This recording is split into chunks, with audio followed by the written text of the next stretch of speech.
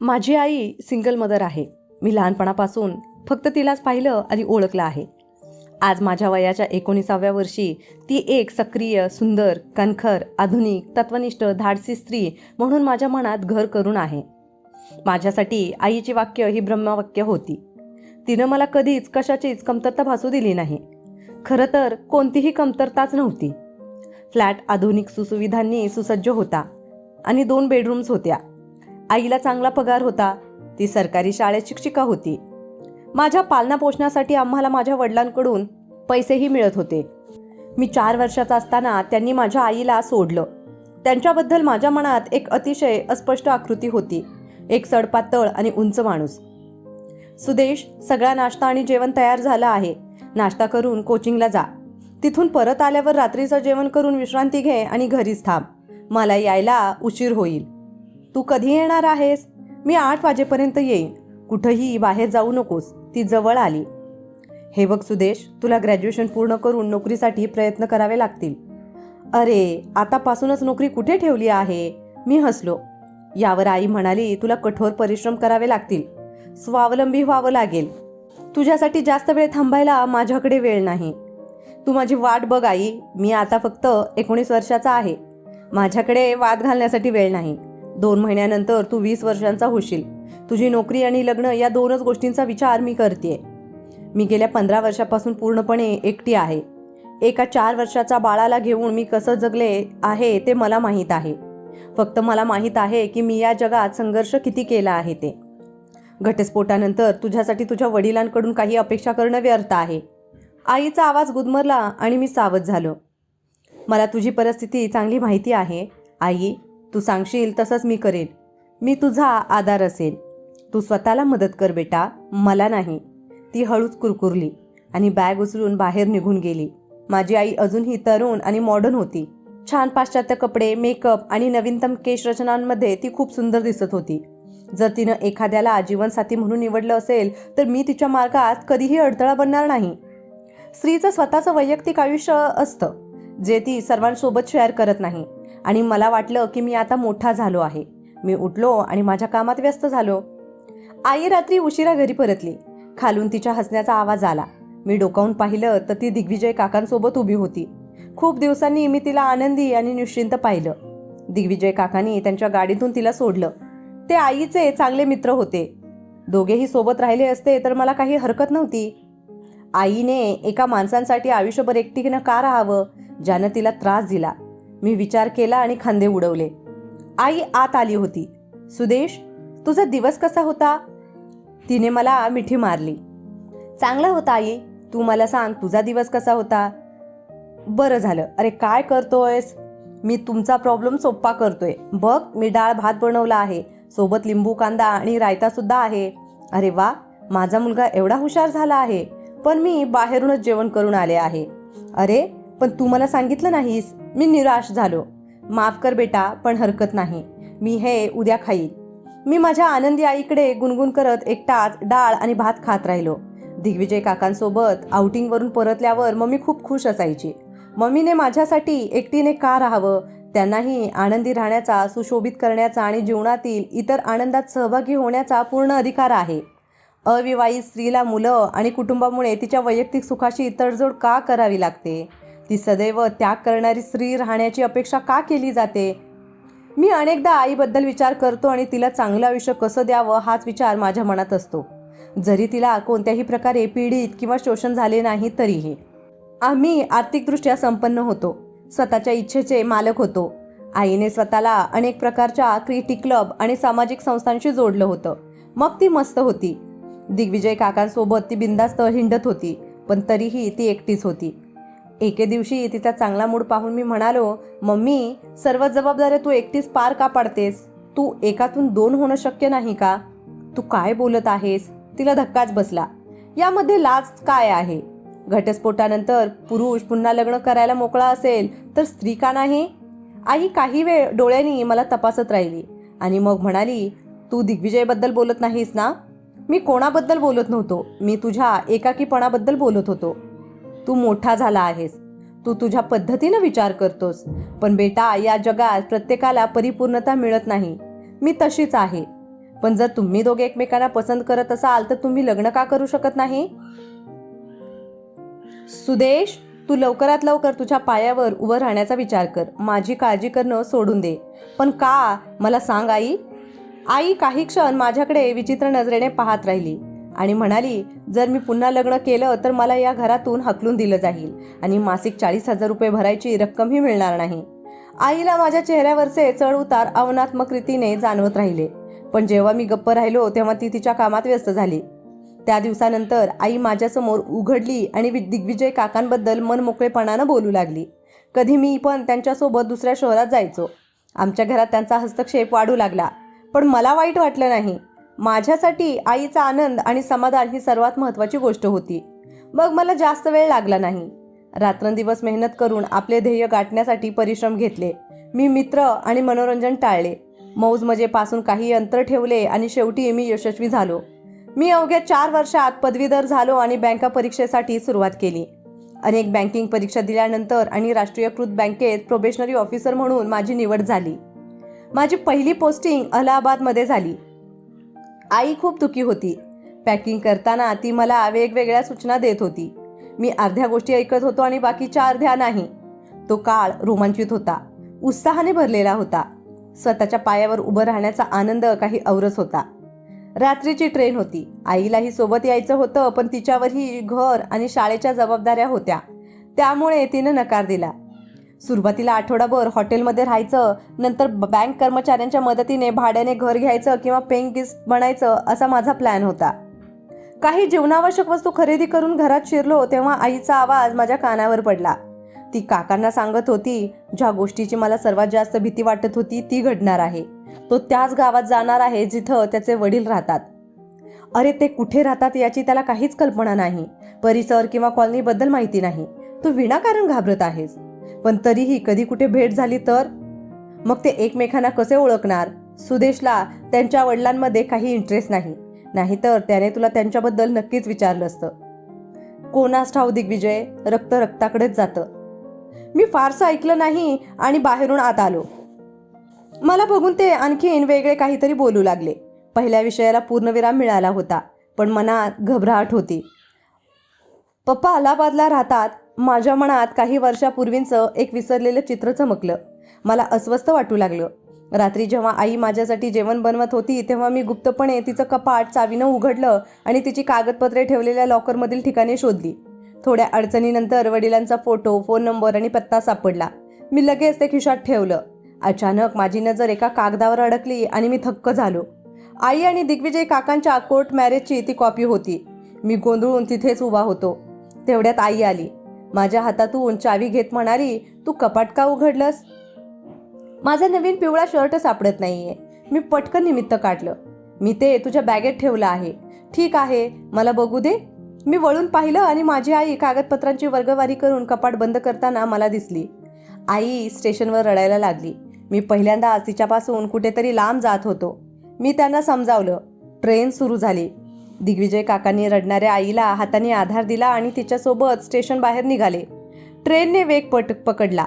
मला हायसं वाटलं आणि मी बसलो. आई एकटी नव्हती, पण माझ्या हृदयात एक तडा गेला होता. त्यांच्या आयुष्यातलं एवढं मोठं सत्य त्यांनी माझ्यापासून लपवून ठेवलं.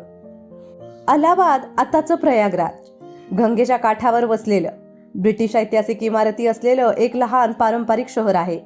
सिव्हिल लाईन्स येथे असलेले हॉटेल फार महाग नव्हते. मी बँकेत येऊ लागलो. माणसं छान होती. आठवड्याभरात फ्लॅट मिळेल असं आश्वासनही दिलं होतं. रोज रात्री आई माझ्याशी तासनतास गप्पा मारायची. दिवसभराचा तपशील काढायची आणि मग तिच्याशी बोलताना मला झोप यायची. आज पहिला रविवार होता. उशिरा झोपायची सवय नव्हती, पण डोळे उशिरा उघडले. चहा पिताना मी आईच्या कपाटातून चोरलेली कागदपत्रे बाहेर काढली. पत्ता पाहिला आणि वडिलांच्या चित्राकडे पाहू लागलो. एक पातळ माणूस, जो कोणत्याही प्रकारे माझ्या सुंदर आईच्या लायक नव्हता. मात्र त्याने तिला घरातून हकलून दिलं आणि लहान मुलासह तिचा घटस्फोट घेतला. असहाय्य असलेली माझी आई आपल्या मुलाला न्याय मिळवून देण्यासाठी लढत राहिली आणि शेवटी मुलाच्या संगोपनासाठी कोर्टाच्या माध्यमातून तिला देखभाल आणि फ्लॅट मिळाला. आईला जागा सापडली. पुढं तीही नोकरी करू लागली. आयुष्य स्थिरावू लागलं. मला त्याला भेटायचं आहे. मला जुना हिशोब चुकता करायचा आहे. मी बडबडलो. अंघोळ करून नाश्ता करून टेम्पोने अल्लापूर बागंबरी गडीकडे निघालो. योग्य ठिकाणी पोहोचलो. पारंपरिक शैलीत बांधलेली जुनी घरे रांगेत उभी होती. जुना आलिशान बंगला होता, पण देखभाली अभावी तो मोडकळीस आला होता. वर्षानुवर्ष कुठलाही रंग न पाहिलेल्या बंगल्याभोवती अस्ताव्यस्त वाढलेली झाडं आणि काही वेली होती. मला विचित्र वाटत होतं. मी हिंमत एकवटली आणि बेल वाजवली. आज रविवार आहे. सगळे घरी नक्कीच असतील. घरी कोण आहे हे मलाही माहीत नव्हतं. मम्मीसोबत ब्रेकअप झाल्यावर पप्पांनी पुन्हा लग्न केलं असावं. काही मिनिटांनी दरवाजा उघडला. फक्त वडील माझ्यासमोर उंच, बारीक, आजारी, काहीसे उदासीन दिसत होते. मुंडन करून पायजामा आणि कुर्ता घातलेला तो माणूस माझ्या सुंदर आईसारखा अजिबात दिसत नव्हता. तू कोण आहेस? पप्पांच्या चेहऱ्यावर उत्सुकता दिसली. मी श्रीमती इंद्रायणी देसाई यांचा मुलगा सुदेश आहे. अरे सुदेश, तू? आणि इथे? आत ये. त्यांच्या निर्जन चेहऱ्यावर एक भाव उमटले. आई, बघ सुदेश आला आहे. मी आत आलो. घरातलं सर्व काही होतं, पण घरच्या मालकिनीच्या उदासीनतेमुळे सर्व काही विखुरलेलं आणि असंघटित होतं. आजीही वडिलांसारखी बारीक होती. व्हीलचेअरवर बसलेले आजोबाही दिसले. मला पाहून सगळे खुश झाले, पण ते निर्जीव होते. घरात, वातावरणात आणि घरातील सदस्यांच्या चेहऱ्यावर कायमचा उजाड होता. आजूबाजूला बघत मी विचारलं, आणखीन कोण आहे? घरात आम्ही तिघेच आहोत. आई सोडून गेल्यावर तुम्ही दुसरं लग्न केलं नाही? माझ्या आवाजात कडवटपणा होता. नाही, पण मी तुझ्या आईला सोडलं नाही. आई, तू सुदेश जवळ बस, मी चहा करून देतो. पप्पा स्वयंपाकघरात गेले. 2 जोड्या म्हातारे असहाय्य डोळे माझ्याकडे पाहत होते. ते डोळे माझ्या आत्म्यात डोकवल्यासारखं वाटत होतं. मला अस्वस्थ वाटलं. अचानक आजीनं विचारलं, इंदूने तुला इथं येण्यापासून रोखलं नाही? मी इथं आहे हे त्यांना माहीत नाही. ती कशी आहे आणि तू काय करतोस? इतक्या वर्षांनी तुला पाहून आम्हा सगळ्यांना खूप आनंद झाला. तुझे आजोबा अर्धांगवायूचे बळी आहेत आणि नीट बोलू शकत नाहीत. आम्ही सगळ्यांनी तुला भेटण्याची आशा सोडली होती. आजी, मला बँकेत नोकरी मिळाली आहे, इथेच तुमच्या शहरात. आईने खूप त्रास सहन करून मला एकटीने, तिच्या हिमतीने आणि बळावर वाढवलं. तुम्ही सर्वांनी काहीही संशोधन केलं नाही. तशी आई बरी आहे. आजी माझ्याकडे शांतपणे पाहत राहिल्या आणि मग म्हणाल्या, इंदूने कोर्टातून आदेश काढला होता की जर तुझ्या वडिलांनी तुला भेटण्याचा प्रयत्न केला तर ती त्याच्यावर गुन्हा दाखल करेल. का? मी अवाक झालो. तुझ्या आईने न्यायालयाकडून आदेश काढला होता. तिने तुझ्या वडिलांचे धोकादायक, मानसिक, आजारी आणि हिंसक असं वर्णन केलं होतं. तिने सांगितलं होतं की तुझे वडील तुझ्या आईचा मानसिक आणि शारीरिक छळ करत आहेत. तिने डॉक्टर दिग्विजयचा खोटा वैद्यकीय अहवाल दाखल केला होता. त्यात तुझ्या वडिलांच्या बारीक मानसिक स्थितीचे वर्णन केलं आहे. आजी सतत बोलत होती. आजी, तू या सगळ्या खोट्या गोष्टी सांगून माझ्या आईच्या चारित्र्याचा अपमान करत आहेस. मी खोटं का बोलू? हे सगळं खरं आहे. तुझ्या आईने माझ्या साध्या मुलाशी लग्न केलं ते फक्त फ्लॅट आणि पैशासाठी. तिच्या लग्नाआधी डॉक्टर दिग्विजयशी सोबत संबंध होते. दिसायला साधा असलेला माझा मुलगा तिला आवडला नाही. तिला ते आवडलं नाही म्हणून तिने खोट्या कथा रचून तुझ्या वडिलांशी संबंध तोडले. तुझ्या देखभालीसाठी मोठ्या रकमेसाठी आणि फ्लॅटसाठी अर्ज केला, जो कोर्टाने मान्य केला. बाबा काही बोलले नाहीत. तो नेहमीप्रमाणेच चिंताग्रस्त होता. तुझ्या आईने माझ्या भ्याड मुलाला हुंडा, छळ आणि घरगुती हिंसाचाराची इतकी भीती दाखवली होती की तो तिच्या म्हणण्याप्रमाणे करत राहिला. मी अवाक होऊन बसलो. आज तुझे वडील तुझ्या आईला 40,000 रुपये देऊन आम्हाला आधार देत आहेत. ते स्वतः जेवण बनवतात, आम्हाला जेवू घालतात, नोकरी करतात, आम्हाला सामान, औषधं आणतात. इतर जबाबदाऱ्यांमुळे ते कोठेही येत नाहीत, जात नाहीत. तो त्याच्या मित्रांना घरीच बोलवतो. तुझं वडील तुरुंगात शिक्षा भोगत आहेत. त्यांनी न केलेल्या गुन्ह्याची शिक्षा भोगत आहे. आजी हळूच रडायला लागली, जेणेकरून पप्पा तिला ऐकू नये. मी स्तब्ध बसलो होतो. माझ्या आजीचे सांत्वन करणे इतके धैर्य माझ्यात नव्हते. मी तुला सर्व काही सांगितलं कारण तुझे वडील तुला स्वतःच्या तोंडाने काहीही सांगणार नाहीत. आजी म्हणाली. संवादाला पूर्णविराम देत पप्पा ट्रेवर भरपूर अन्न घेऊन हसत हसत आले. आईच्या डोळ्यातले अश्रू पाहून मी तिला थोपटलं. त्यांनी वडिलांना स्वतःच्या हाताने कॉफी आणि ब्रेड बटर खायला दिलं. तोंड पुसून मला मिठाई, पकोडे, पापड, चिप्स, ब्रेड बटर आणि कोणास ठाऊक अजून काय काय होतं. मी ते खायला सुरुवात केली. पोट भरलेलं असतानाही डोळ्यात अश्रू आणून मी सर्व काही खाल्लं. बऱ्याच वेळाने एक एक करून सगळ्यांच्या पायाला हात लावायला मी उठलो. ते शब्दहीनपणे आणि डोळ्यांनी आशीर्वाद देत राहिले. मी म्हणालो, पप्पा मी येईन आणि तुमच्या सर्वांसोबत इथे राहीन. मी संध्याकाळी हॉटेलमधून सर्व सामान घेऊन येईन. बेटा तुझी आई याला विरोध करेल. ती रागावेल, आम्ही पुन्हा अडचणीत येऊ. पप्पा म्हणाले. काही होणार नाही, निश्चिंत राहा. आम्ही दोघे एकमेकांकडे बघतच राहिलो. अचानक काही भावनेच्या प्रभावाखाली मी त्यांना मिठी मारली. त्यांनीही मला मिठी मारली. मी तिथून भरल्या मनाने परत आलो. पॅकिंग करताना आम्ही अनेक निर्णय घेतले. मला गाडीत सामान घेऊन वडिलांच्या घरी जायचं होतं. तेवढ्यात आईचा कॉल आला. सुदेश, आज फोन केला नाहीस? हो, मी बिझी होतो. सकाळी बाबांना भेटायला गेलो होतो. काय? तुला त्यांचं घर कसं कळलं? मला न विचारता तिकडे जायची हिंमत कशी झाली? आई ओरडली. तिला राग आला. ते सगळं मी तुला नंतर सांगेन. आधी तू मला सांग की किती गोष्टी तू माझ्यापासून इतकी वर्ष लपवून ठेवल्यास. तू त्यांच्यावर शोषण, अत्याचाराचे आरोप करत राहिलीस. तू मला सांगितलंस की वडिलांनी तुला घटस्फोट दिला. या सगळ्यात तथ्य नाही. या गोष्टी का लपवल्या?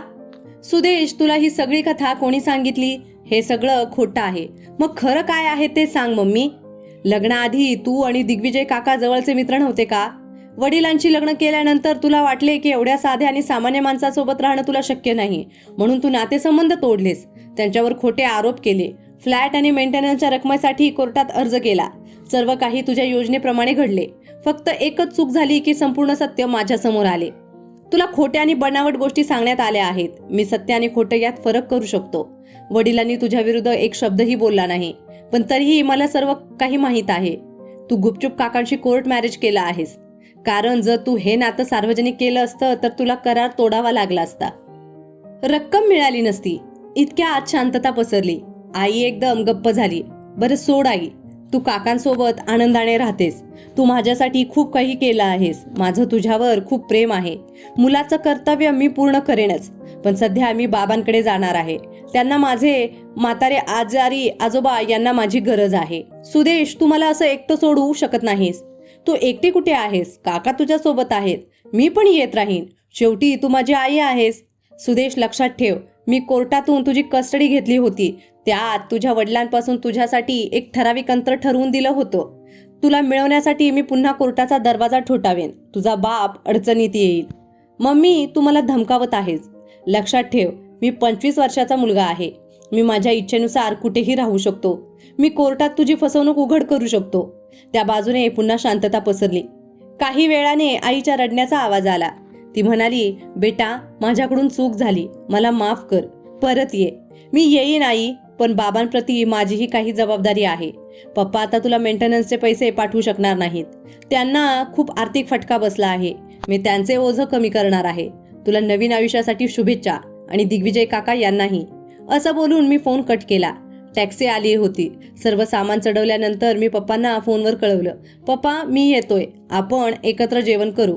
चल बेटा, आम्ही सगळी तुझी वाट पाहतोय, पप्पा उत्साही आवाजात म्हणाले. मी फोन ठेवला. माझ्या चेहऱ्यावर समाधानी हसू पसरलं.